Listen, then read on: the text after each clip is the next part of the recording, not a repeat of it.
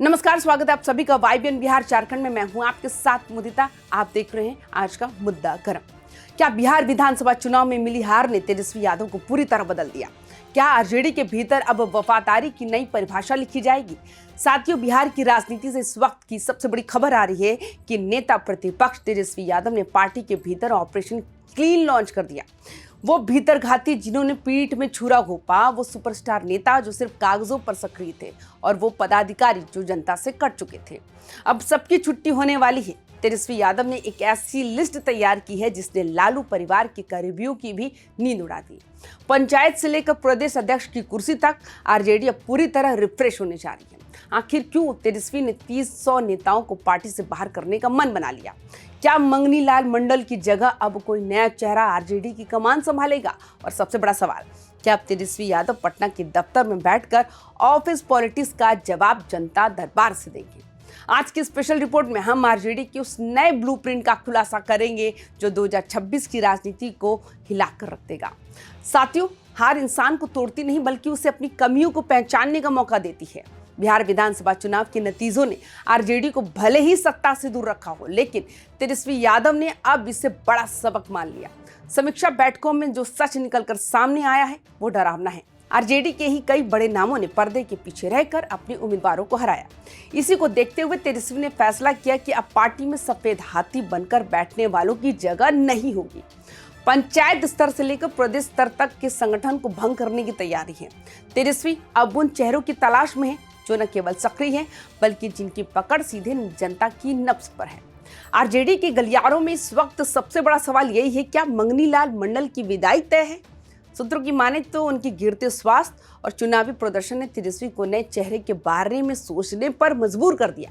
तेजस्वी अब आरजेडी को युवा और ऊर्जावान बनाना चाहते हैं।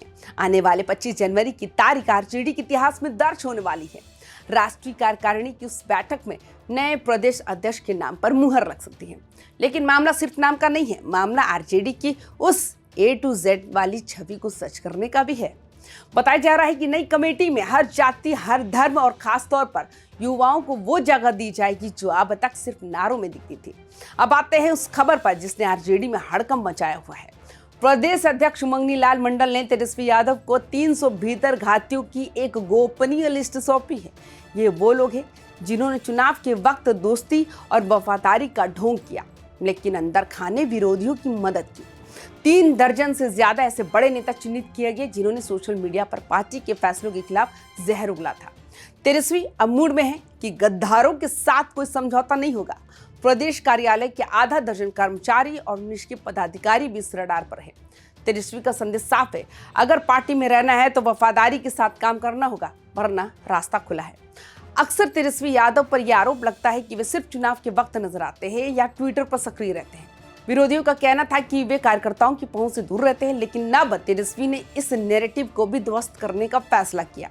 अब तेजस्वी यादव पटना स्थित प्रदेश कार्यालय में नियमित रूप से बैठेंगे। वे न केवल फाइलों पर नजर रखेंगे बल्कि बिहार के कोने कोने से आए आम कार्यकर्ताओं और आम जनता से सीधी मुलाकात करेंगे। यह आरजेडी का वो नया ऑफिस पॉलिटिक्स है जहां नेता नहीं, कार्यकर्ता किंग होगा। आरजेडी का मानना है कि भले ही हार मिली हो, लेकिन 1 करोड़ 90 लाख लोगों का भरोसा अभी भी तेजस्वी के साथ है। इसी भरोसे को ताकत बनाने के लिए अब तेजस्वी सड़क से लेकर सदन तक और भी आक्रामक रुख अपनाने वाले हैं।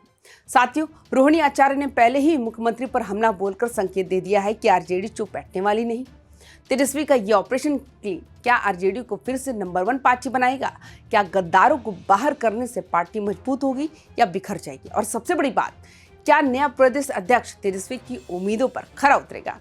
आपकी इस पर क्या राय है? कमेंट बॉक्स में हमें जरूर बताएं। बिहार की सियासत में पल पल बदलते इन घटनाक्रमों के लिए हमारे चैनल वाईबीएन बिहार झारखंड को सब्सक्राइब करें। याद रखिए, बिहार में सियासत की एक नई जंग शुरू हो चुकी है। देखते रहिए वाईबीएन न्यूज़। धन्यवाद।